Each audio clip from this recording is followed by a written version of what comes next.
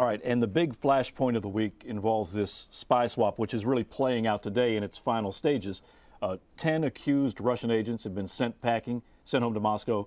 4 imprisoned people from Russia have now been sent to the West. I want to broaden this out, but first, how important is this? Well, I think it's very important. First, it's the Cold War meeting the 21st century in a very real way. But in terms of the diplomatic relationship between Russia and the United States, where the Obama administration has tried to reset the relationship, creating a sense of goodwill between the countries to work on hard issues, this puts a very messy diplomatic situation to bed. And it does so in a very neat way. The 10 spies plead guilty.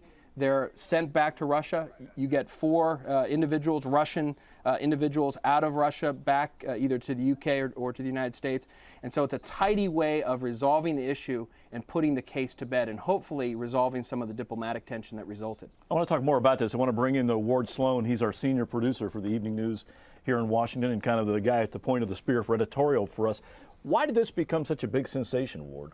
Well, because for the last week, we were being told what a big deal this was. In fact, you remember there was a great tendency, at least in the mainstream media, to sort of make a joke out of these guys, you know, the mom next door, you know, what are these people up to?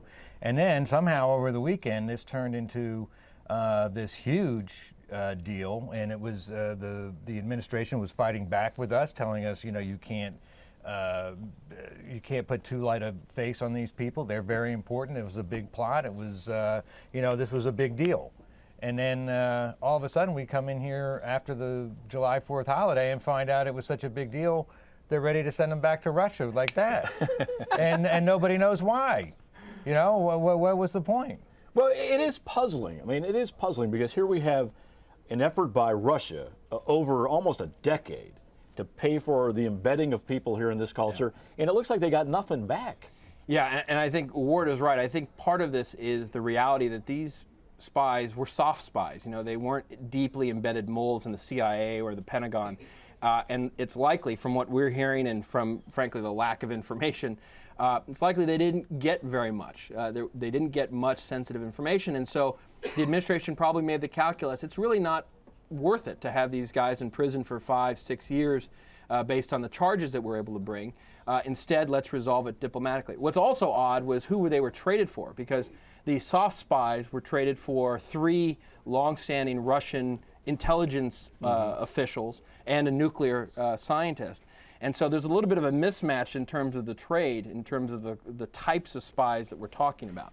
I just want to raise another issue too, and you brought it up when you said the lack of information, and that is, you know, we're supposed to be living in the transparent presidency of Barack Obama, and I have just been amazed at how little information has come out about this, about the decision-making processes, about why, when, where, who, what. I mean, there's you talk to all the various government agencies, and they refer you to the Justice Department, and they tell you they don't know anything.